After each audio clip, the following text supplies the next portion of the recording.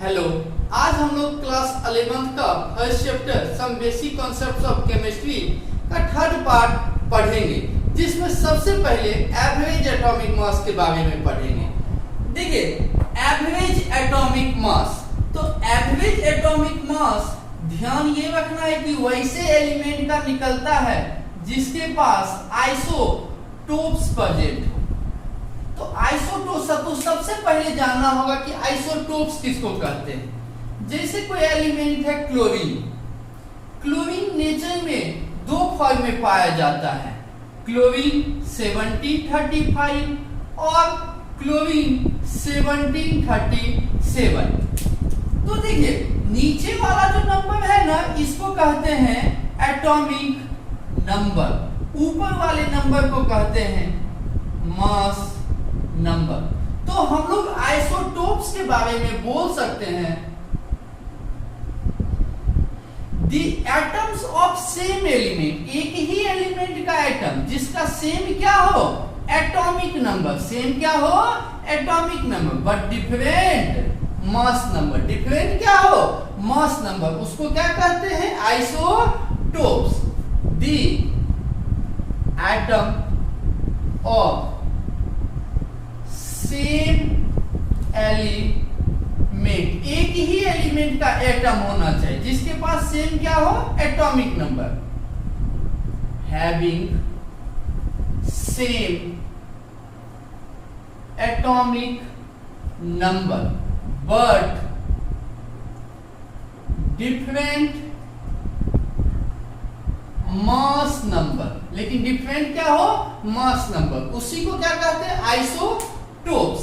अब देखिए, हम लोग को निकालना क्या है, एवरेज एटॉमिक मास। तो एवरेज एटॉमिक मास कैसे निकलता है वो देखिए। तो सबसे पहले पता होना चाहिए कि क्लोरीन का जो अलग अलग एटम है वो नेचर में कितना प्रेजेंट होता है। जैसे हमको पता है कि क्लोरीन 35 वाला नेचर में 75% प्रेजेंट है और 37 वाला 25% प्रेजेंट है। तो इसका जब एवरेज एटॉमिक मास निकालते हैं तो क्या करते हैं वो समझिए। ये जो 35 है उसका मास नंबर, उसको मल्टीप्लाई करते हैं किससे, 35 कितना परसेंट प्रेजेंट है, तो 75%, दैट इज 35 into 75 प्लस ये 37 वाला कितना परसेंट प्रेजेंट है, 25%, तो इसको करेंगे 37 into 25। अब टोटल तो कोई भी एलिमेंट कितना 100% प्रेजेंट होता है, कोई भी चीज, तो डिवाइडेड बाय 100, या ऐसे भी कर सकते हैं 75 प्लस 25 इक्वल टू 100। तो कितना परसेंट प्रेजेंट है, 100। तो इसी को जब कैलकुलेट करेंगे तो ये आएगा 35 50 बाय 100 तो 35.5। ये जो निकला, ये क्या निकला, तो ये एवरेज एटॉमिक मास निकला। तो ध्यान ये रखना है कि एवरेज एटॉमिक मास जब भी कैलकुलेट करने के लिए कहे, तो जैसे ही एवरेज एटॉमिक मास कैलकुलेट करने के लिए कहेगा तो क्या करना है कि हमको ध्यान रखना है कि बीच में जो दोनों अलग अलग एटम है उसके बीच में क्या करना है, प्लस। उसके लिए क्या लिखे, समेशन, किसका किसका, परसेंट नेचुरल एबंडेंस, मतलब वो नेचर में कितना प्रेजेंट है, इनटू उसका एटॉमिक मास डिवाइडेड बाय 100। बस ये जो निकलेगा ना, यही निकलेगा। कहने का मतलब क्या हुआ कि उस एलिमेंट का जो प्रेजेंट है, नेचुरल एबंडेंस, मतलब कितना परसेंट वो नेचर में प्रेजेंट है, into atomic mass divided by 100। बस यही है और कुछ नहीं है, यही है एवरेज एटॉमिक मास। जैसे एक क्वेश्चन दिया हुआ है, क्या क्वेश्चन दिया हुआ है कि Fe जो है आयरन, वो नेचर में 3 फॉर्म में प्रेजेंट है। क्वेश्चन देखिए क्या है, Fe present in nature in fall, कौन कौन सा fall? Fe 54, Fe 56 and Fe 57 having percent abundance is 5%, 90% and 5% respectively. Calculate average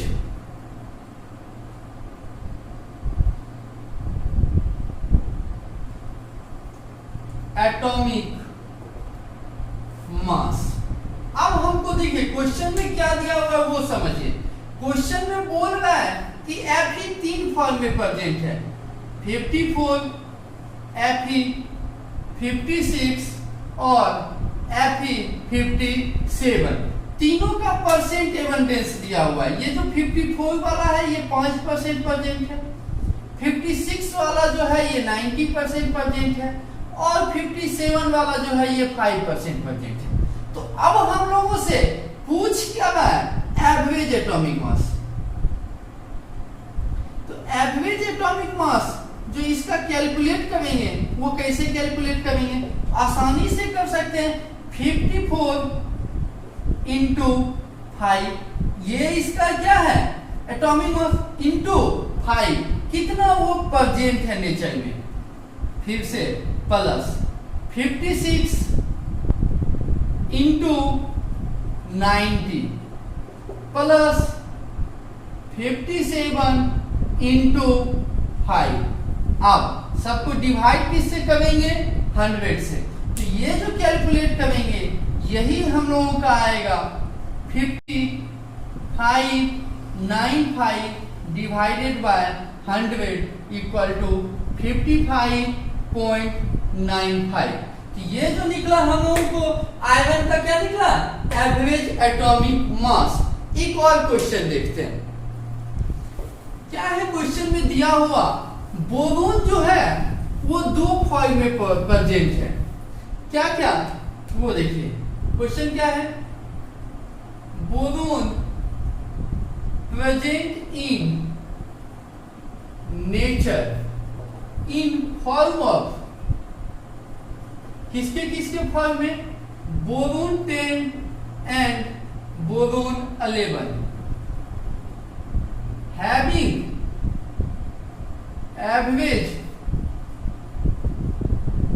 atomic mass 10.8, जिसका एवरेज एटॉमिक मास कितना है? 10.8।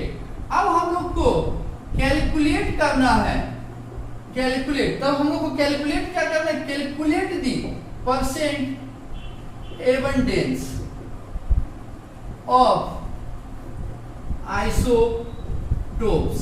इसका जो आइसोटोप्स है उसका परसेंट एबंडेंस निकालना है। तो कैसे कैलकुलेट करेंगे? तो देखिए हम लोग को दिया क्या है? एवरेज एटॉमिक मास। तो एवरेज एटॉमिक मास कितना दिया हुआ है? 10.8। ये 10.8 क्या दिया हुआ है? एवरेज एटॉमिक मास। और क्या दिया हुआ है कि बोरोन जो है वो 2 फॉर्म में प्रेजेंट है, किसके किसके फॉर्म में? B10 और B11।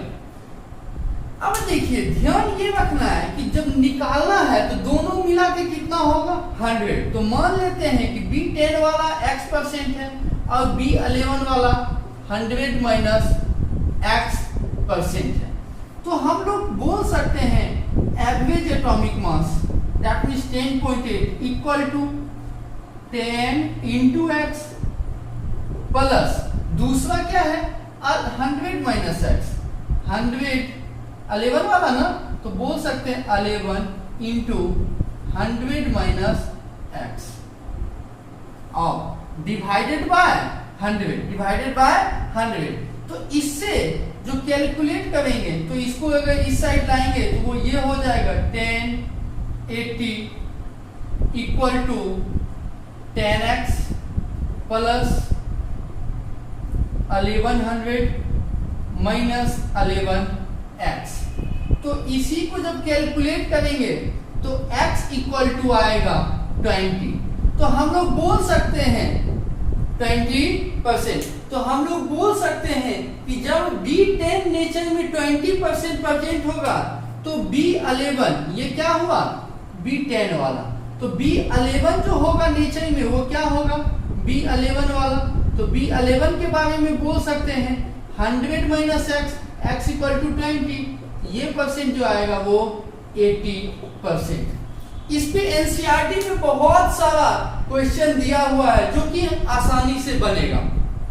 अब दूसरा जो टॉपिक आज हम लोग पढ़ेंगे वो पढ़ेंगे कैलकुलेशन ऑफ मास परसेंट। जैसे कोई भी एटम दिया हुआ है उसके मास परसेंट का कैलकुलेशन, उससे बहुत सारा हेल्प मिलेगा किसमें इंपेरिकल और मॉलिक्यूलर फॉर्मूला के केस में। और इससे डायरेक्ट क्वेश्चन भी एग्जाम में पूछता है। एनसीईआरटी में इस पे डायरेक्ट न्यूमेरिकल भी दिया हुआ है। किस पे? तो हम लोग जो टॉपिक पढ़ रहे हैं वो क्या पढ़ रहे हैं कैलकुलेशन ऑफ मास परसेंट। देखिए जैसे दिया हुआ है C2H5OH, इसमें हर एक एलिमेंट का मास परसेंट निकालने के लिए तो देखिए कैसे निकालते हैं। तो जैसे हम लोग को पूछ लिया मास परसेंट ऑफ कार्बन कितना होगा, तो मास परसेंट ऑफ कार्बन जो निकालेंगे वो कैसे निकालेंगे वो देखिए। तो सबसे पहले ये निकालेंगे कि मास ऑफ कार्बन, तो कार्बन का कितना एटम है 2, और एक एटम का जो एटॉमिक नंबर है वो कितना है, तो कार्बन का जो होता है वो 612 इंटू 12 बाय इसका मोलर मास। अब बताइए इसका मोलर मास कितना होता है। इसका मोलर मास आप कैलकुलेट कीजिएगा तो आएगा 2 इंटू 12 प्लस यहां हाइड्रोजन 5 और एक यहां, तो 6 इंटू 1 प्लस ऑक्सीजन का क्या होता है 8 16, तो 16 इंटू 1। तो इसका जो मोलर मास निकलेगा वो निकलेगा 46 डिवाइडेड बाय 46 इंटू 100। बस यही क्या निकला मास परसेंट ऑफ कार्बन। देखिए कुछ नहीं करना है, किसी का भी परसेंट निकालते हैं। जैसे आपको एग्जाम में अगर 40 मार्क्स का एग्जाम है उसमें 20 मार्क्स आया है तो कैसे निकालते हैं, अपना मार्क्स 20 बटे टोटल मार्क्स कितना 40 इंटू 100। बस यही है, अपना बटे टोटल इंटू 100। यहाँ भी वही करें, कार्बन का अपना बटे टोटल इंटू 100। बस यही जो निकलता है वही क्या निकलता है मास परसेंट ऑफ कार्बन। तो ये जो कैलकुलेट होने के बाद आएगा वो कितना आएगा, तो यही जब कैलकुलेट करेंगे तो आएगा 52.14%। अगर बात किया जाए मास परसेंट ऑफ हाइड्रोजन का, तो हाइड्रोजन का कितना एटम है 5 एटम यहाँ और एक एटम यहाँ, तो 6, तो 6 लिख दिए इंटू हाइड्रोजन का एटॉमिक मास कितना होता है तो 1। देखिए 1.008 होता है तो हमेशा अप्रॉक्स मिलेगा 1 डिवाइडेड बाय 46 इंटू 100। तो यही जब कैलकुलेट करेंगे तो यही हम लोगों का आएगा इसका 13.13%।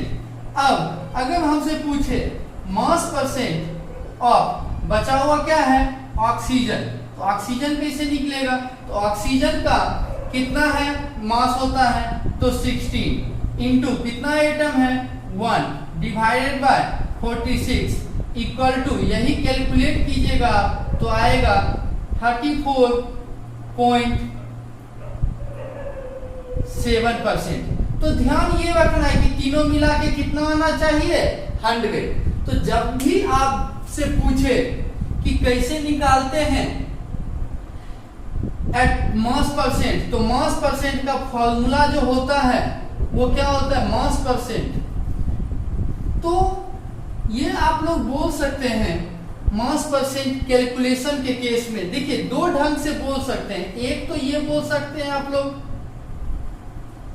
Mass of element by molar mass into 100, या इसी को और ज्यादा एक्सप्लेन करके मास परसेंट आपसे पूछे तो ये भी बोल सकते हैं number of atom, number of atom, उसको किससे मल्टीप्लाई कर रहे हैं नंबर ऑफ एटम को, एटॉमिक मास से, into atomic mass divided by molar mass, किसका, पूरे कंपाउंड का, ऑफ कंपाउंड,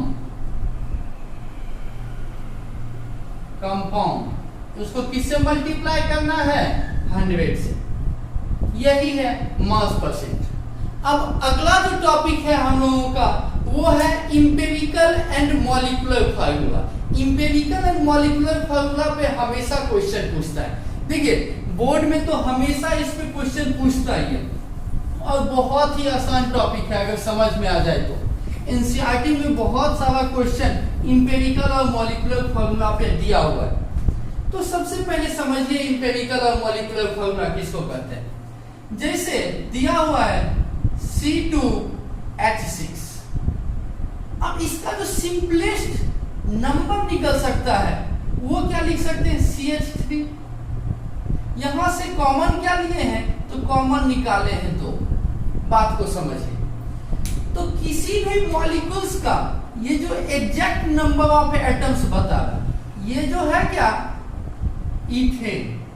इथेन का exact number of carbon atom कितना है, 2, और हाइड्रोजन का एग्जैक्ट नंबर क्या है, 6। तो ये जो फॉर्मूला है इसको कहते हैं मॉलिक्यूलर फॉर्मूला। तो ध्यान ये रखना है कि मॉलिक्यूलर फॉर्मूला क्या बताता है, एग्जैक्ट नंबर ऑफ एटम्स। लेकिन अगर इसका बात करें, ये क्या है, सिंपलेस्ट रेशियो, मतलब उसका जो सिंपलेस्ट बन निकल सकता है, इससे अब कम लिख नहीं सकते। तो ये जो सिंपलेस्ट रेशियो निकलता है इसी को हम लोग कहते हैं इंपेरिकल फॉर्मूला।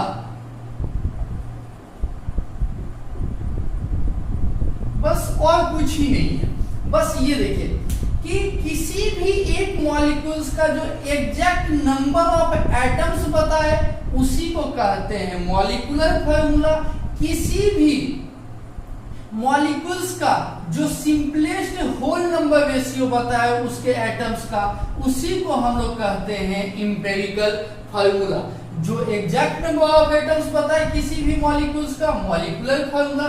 किसी भी मॉलिक्यूल्स का सिंपलेस्ट होल नंबर रेशियो बताए, ये ध्यान रखिए, ये हमेशा होल नंबर मिलेंगे। किसमें होल नंबर किसको कहते हैं, काउंटिंग नंबर अलोंग विथ 0। तो सिंपलेस्ट रेशियो बोलिए या सिंपलेस्ट होल नंबर रेशियो बोलिए, एकदम क्लियर रहेगा हमेशा। सिंपलेस्ट होल नंबर रेशियो बतलाए उसको कहते हैं इंपेरिकल फॉर्मूला। अब ध्यान देते हैं कि मॉलिक्यूलर फॉर्मूला, मॉलिक्यूलर फॉर्मूला, उसको अगर हम लोग n से मतलब इक्वल टू क्या होता है, n इंटू इंपेरिकल फॉर्मूला। क्यों, क्योंकि बोल सकते हैं मॉलिक्यूलर फॉर्मूला इसका क्या है, देखिए C2H6 एग्जांपल। इसको जब हम लोग 2 से मल्टीप्लाई करेंगे, किसको, इंपेरिकल फॉर्मूला को, CH3, तब जाके ये क्या निकल रहा है इसका मॉलिक्यूलर फॉर्मूला। जैसे C6H6 है, अब इससे अगर कॉमन अगर 6 ले लिए तो क्या बचा, CH। तो हम लोग बोल सकते हैं C6H6 equal to 6 into CH। तो ये जो CH दिखा रहा है वो क्या दिखा रहा है, इंपेरिकल फॉर्मूला। लेकिन C6H6 क्या है, मॉलिक्यूलर फॉर्मूला। ऐसे ही एक चीज और इसमें निकलता है, ये बहुत ही इंपॉर्टेंट है। Molecular formula equal to n into empirical formula. देखिए अगर इसका मास का बात किया जाए, मॉलिक्यूलर मास का, तो कैलकुलेट कीजिएगा आप लोग, तो इसका मॉलिक्यूलर मास 30 आता है। 2 इंटू कार्बन का 12 होता है, प्लस हाइड्रोजन का 6 होता है, तो 6 इंटू 1, 6 एटम है इंटू 1, तो इसी को कैलकुलेट करेंगे तो कितना आ रहा है 24 प्लस 6 30। अब इसको कैलकुलेट कीजिए तो 12 प्लस 3 15। तो हम लोग बोल सकते हैं कि 13 को जब 15 से डिवाइड करें तो ये कितना आ रहा है 2। तो यहीं पे ये भी बोला जा सकता है molecular mass equal to n into empirical formula mass. समझ में आया? कुछ नहीं है, जैसे इसका देखिए, इसका कैलकुलेट कीजिएगा तो आएगा आप लोग को 78, और इसका जब कैलकुलेट कीजिएगा तो आएगा 30। अब 78 को जब 13 से डिवाइड कीजिएगा तो यही क्या है 6। तो हम लोग बोल सकते हैं मॉलिक्यूलर फॉर्मूला या molecular mass equal to n, इसी को क्या बोलते हैं n इंटू 30। तो इसी को लिख सकते हैं molecular mass by empirical formula mass equal to n। अरे वही है, बस इसको इस साइड लाके डिवाइड कर दिए, या इसको भी लिखना है तो बोल सकते हैं n इक्वल टू क्या molecular formula by empirical formula. समझ में आया? और कुछ नहीं है। तो अगर हमसे डिफिनीशन पूछा जाए किसका मॉलिक्यूलर फॉर्मूला का, तो हम लोग बोल सकते हैं मॉलिक्यूलर फॉर्मूला किसको कहेंगे formula molecular formula? The formula which gives exact number of atoms of different element, अलग अलग एलिमेंट का एग्जैक्ट नंबर ऑफ एटम्स पता है। The formula which gives exact number of atoms of different element present in one molecules of given compound। जो compound दिया हुआ है उस कंपाउंड के एक मॉलिक्यूल्स का जो एग्जैक्ट नंबर ऑफ एटम्स बताए उसको कहते हैं मॉलिक्यूलर फॉर्मूला। अगर यहीं पे बात किया जाए इंपेरिकल फॉर्मूला का, तो बोल सकते हैं the formula which gives simplest whole number ratio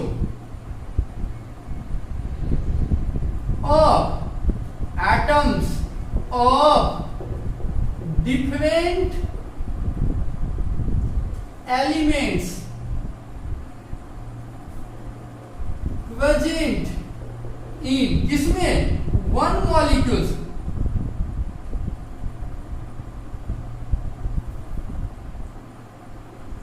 of given compound. एक कंपाउंड के मतलब कंपाउंड के एक मॉलिक्यूल्स का जो डिफरेंट एटम्स है उसका सिंपलेस्ट होल नंबर रेशियो जो कहलाता है वही क्या कहलाता है इंपेरिकल फॉर्मूला।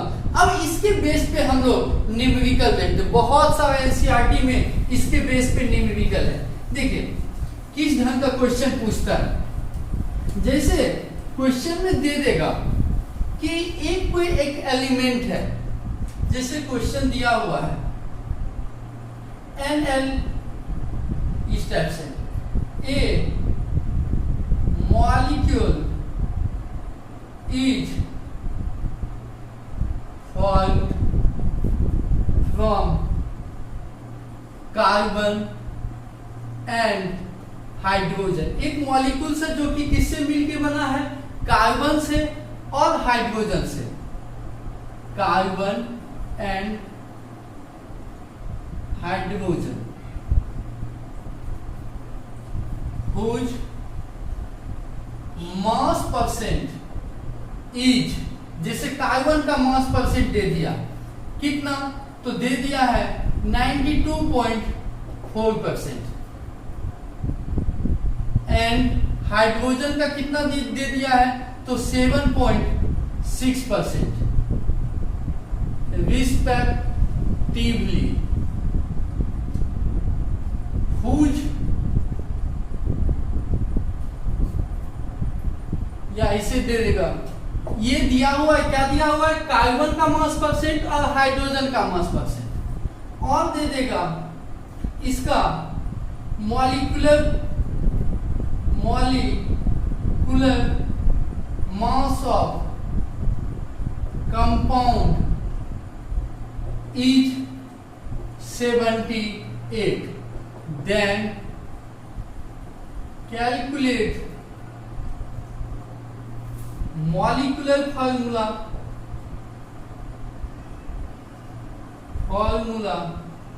and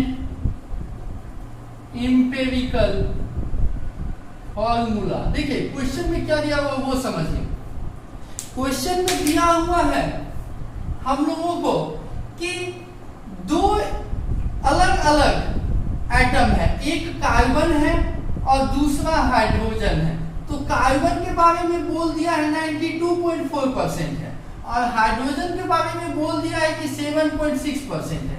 और क्वेश्चन में क्या दिया हुआ है, और क्वेश्चन में दिया हुआ है एवरेज, क्वेश्चन में दिया हुआ है और क्या मोलर मास या मॉलिक्यूलर मास कितना दिया हुआ है, 78, बस इतना ही चीज दिया हुआ है। क्या दिया हुआ है, मॉलिक्यूलर मास। अब हम लोग से कैलकुलेट करने के लिए क्या कर रहा है, इंपेरिकल फार्मूला और मॉलिक्यूलर फार्मूला। तो इस तरह के लिए क्वेश्चन के लिए हमेशा आपको क्या करना होगा वो देखिए, 5 कॉलम बनाना होगा। सबसे पहला जो कॉलम है उसमें एलिमेंट लिखिएगा, कौन कौन सा एलिमेंट यहाँ पे प्रेजेंट है, एक कार्बन है और दूसरा हाइड्रोजन है। दूसरे में उसका परसेंट लिखना है कि वो कितना परसेंट प्रेजेंट है, जैसे कार्बन है 92.4% प्रेजेंट और हाइड्रोजन है 7.6% प्रेजेंट। तीसरे में खुद से लिखना है एटॉमिक मास। तो पता होना चाहिए कि कार्बन का जो एटॉमिक मास होता है वो 12 होता है और हाइड्रोजन का जो एटॉमिक मास होता है वो 1 होता है। फोर्थ में हम लोगों को करना है मास percent by atomic mass. Mass percent by atomic mass इसलिए करते हैं कि वो एक रेशियो देता है। जैसे यहाँ पे हम लोग करेंगे 92, मास परसेंट कितना है कार्बन का 92.4% और डिवाइड किससे करेंगे, एटॉमिक मास। तो इसका एटॉमिक मास कितना है 12। जैसे हाइड्रोजन के केस में मास परसेंट कितना है 7.6 डिवाइडेड बाय 1। तो इसको जो कैलकुलेट करेंगे तो ये आएगा हम लोगों को 7.7 और ये आएगा 7.6। अब ध्यान दीजिए लास्ट वाला जो है वो है सिंपलेस्ट होल नंबर रेशियो। क्या है, सिंपलेस्ट होल नंबर रेशियो। तो ध्यान ये रखना है कि दोनों में जो सबसे छोटा होगा उससे दोनों को डिवाइड करेंगे। क्या बोल रहे हैं वो समझिए, दोनों में जो सबसे छोटा होगा, दोनों में जो सबसे छोटा होगा उससे डिवाइड करना है। तो आप ध्यान दीजिए ये है 7.6, ये है 7.7।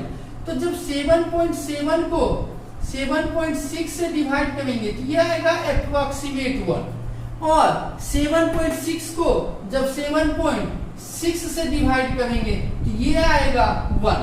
तो ध्यान यही रखना है कि यहाँ पे हम लोग को होल नंबर में कन्वर्ट करना है। किस में कन्वर्ट करना है, होल नंबर में।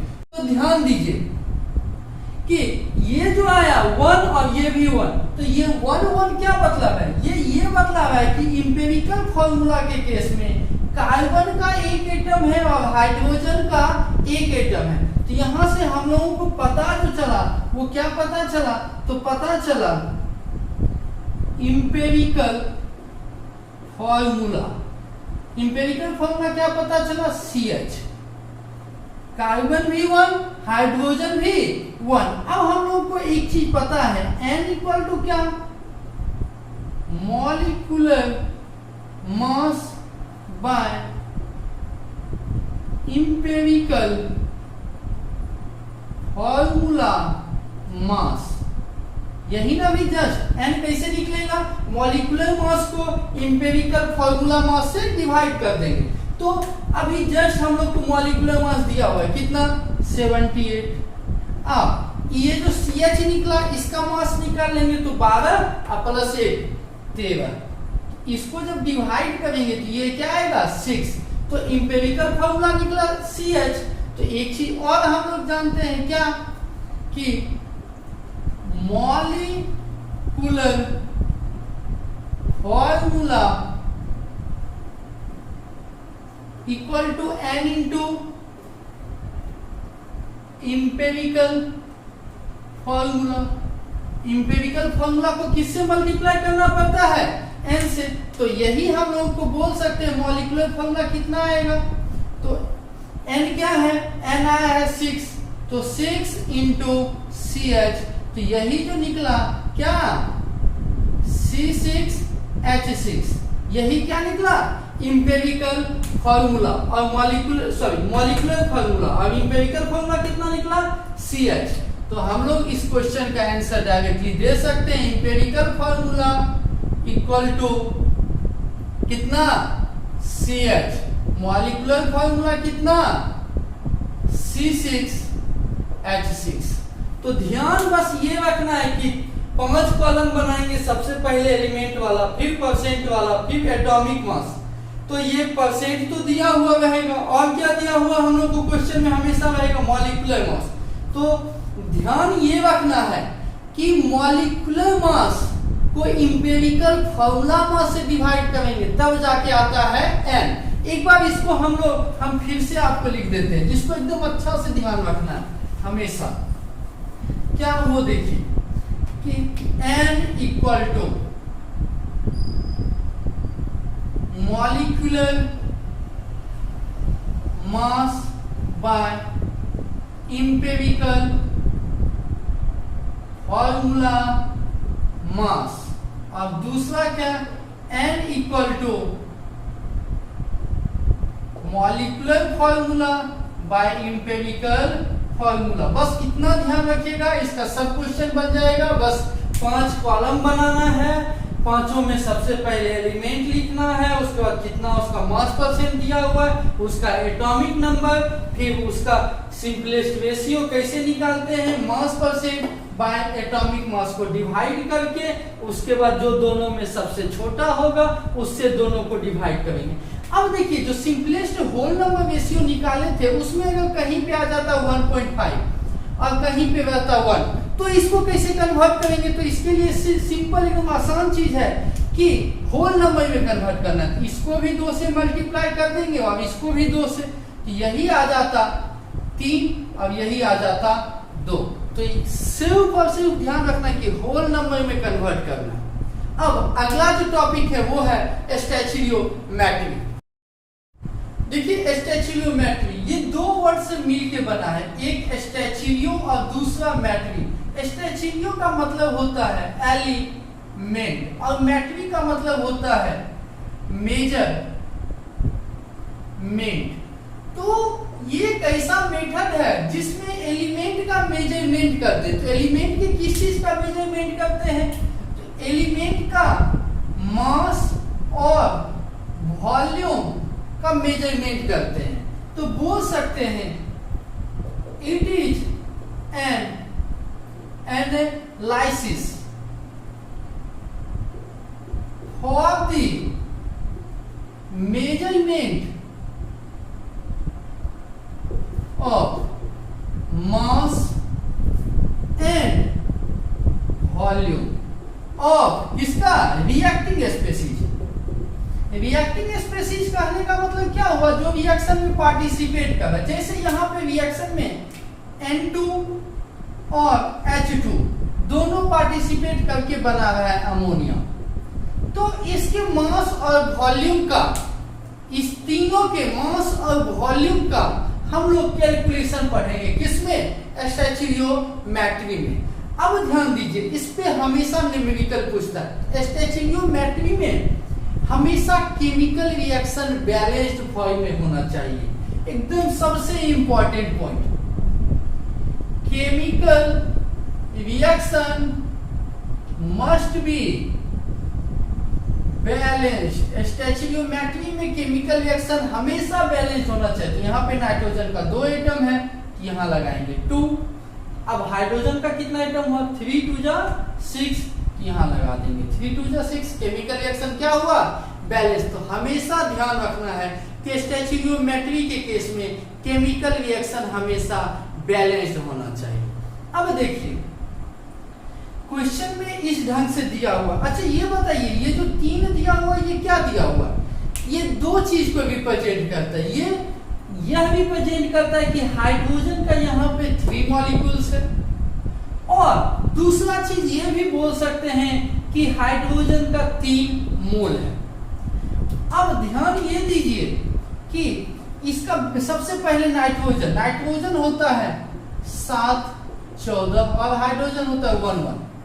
तो नाइट्रोजन ये जो आया है 28 ग्राम, 14 2 जा 28 ग्राम, और हाइड्रोजन का टोटल 6 एटम है तो 1 होता है 6 ग्राम।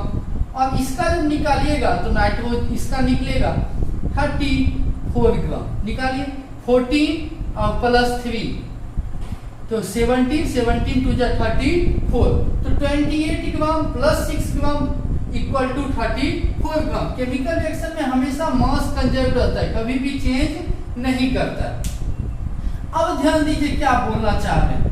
बोलना ये चाह रहे हैं कि क्वेश्चन में जैसे दिया हुआ होगा कि ये 10,000 ग्राम है, और ये दे दिया है 50,000 ग्राम, और ये दे दिया है 10,000 ग्राम। अब क्वेश्चन में ये पूछेगा कि कितना प्रोडक्ट फॉर्म करेगा, और इसमें लिमिटिंग रिएजेंट क्या होगा। लिमिटिंग रिएजेंट कहने का मतलब किसके अनुसार प्रोडक्ट फॉर्म करेगा। क्वेश्चन में हमेशा 2 चीज पूछेगा कि जैसे इस क्वेश्चन में कितना प्रोडक्ट फॉर्म करेगा, और इस क्वेश्चन में जो लिमिटिंग रिएजेंट है मतलब किसके अनुसार प्रोडक्ट फॉर्म करेगा। तो अब किसी के मन में लगा होगा कि ये 6 ग्राम है तो ये कम है तो यही लिमिटिंग रिएजेंट। नहीं, ऐसा नहीं होता है, इसको अच्छा से समझना होगा। तो देखिए, तो हम लोग इसको ऊपर थोड़ा सा मिटा देते हैं। देखिए क्या होता है, तो हम लोग इस क्वेश्चन में बोल सकते हैं कि क्या, देखिए 28 ग्राम 28 ग्राम और N2 produce hydrogen.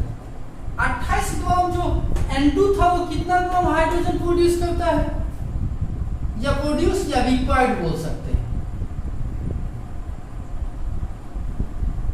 Required hydrogen कितना ग्राम, 6 ग्राम। अब 1 gram of N2 required hydrogen equal to कितना ग्राम होगा, तो 6/28 ग्राम। अगर 28 ग्राम में 6 ग्राम का जरूरत है तो 1 ग्राम में 6/28 ग्राम। अब दिया हुआ कितना ग्राम है, क्या N2 50,000 ग्राम। तो हम लोग बोल सकते हैं 50,000 gram of N2 required hydrogen equal to 6/28 into 50,000। तो यही जब कैलकुलेट करेंगे तो ये आएगा 10,714 पॉइंट समथिंग। कहने का मतलब ये हुआ लगभग 10,714। 28 ग्राम जब हाइड्रोजन मतलब 50,000 ग्राम जब नाइट्रोजन लेंगे तो उस दौरान जो हाइड्रोजन का जरूरत है वो 10,714 ग्राम हाइड्रोजन का जरूरत है लगभग। लेकिन हाइड्रोजन हम लोग के पास है क्या, जरूरत के जरूरत के हिसाब से कम है, 10,000 ग्राम ही है। तो जो जरूरत से कम हो वो क्या होता है, उसी को हम लोग बोलते हैं लिमिटिंग रिएजेंट। तो लिमिटिंग रिएजेंट के बारे में बोल सकते हैं, लिमिटिंग रिएजेंट। तो लिमिटिंग रिएजेंट के अनुसार क्या, अब देखिए प्रोडक्ट किसके अनुसार फॉर्म होता है, तो हमेशा लिमिटिंग रिएजेंट के अनुसार फॉर्म होता है। लिमिटिंग रिएजेंट किसको कहते हैं, जो रिएक्शन में पार्टिसिपेट करे और वो पहले खत्म हो जाए। अगर ये और होता 714 तब तक तो ये 50,000 का यूज करता, लेकिन ये इतना है ही नहीं। जरूरत है 50,000 के लिए कितना, 10,714, लेकिन ये क्या है 10,714 से कम है। रिएक्शन के दौरान पहले कौन खत्म हुआ, हाइड्रोजन। तो हाइड्रोजन जो है वो है लिमिटिंग रिएजेंट। तो लिमिटिंग रिएजेंट का डिफिनीशन हम लोग ये बोल सकते हैं, the substance which is fully consumed during chemical change. जो केमिकल चेंज के दौरान फुल्ली खत्म हो जाए, जैसे ये 50,000 है तो ये 10,714 का जरूरत था, तो 10,000 तो कंप्लीटली खत्म हो ही गया था, तो उसको क्या कहेंगे, लिमिटिंग रिएजेंट। अब एक पॉइंट जो ध्यान देना है वो ये ध्यान देना है कि product is always formed according to limiting reagent. Product हमेशा किसके अनुसार फॉर्म होगा, तो प्रोडक्ट हमेशा लिमिटिंग रिएजेंट के अनुसार फॉर्म होगा। तो अब बताइए, तो इसके अनुसार जो NH3 फॉर्म होगा वो किसके अनुसार फॉर्म होगा, तो H2 के अनुसार।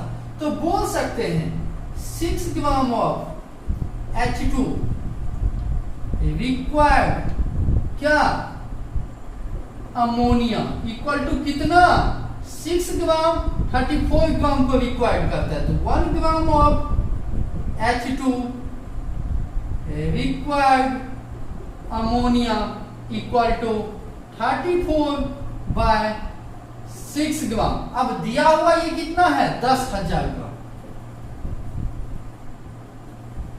10,000 gram of H2 required NH3 equal to क्या होगा, देखिए तो बोल सकते हैं 34/6 इंटू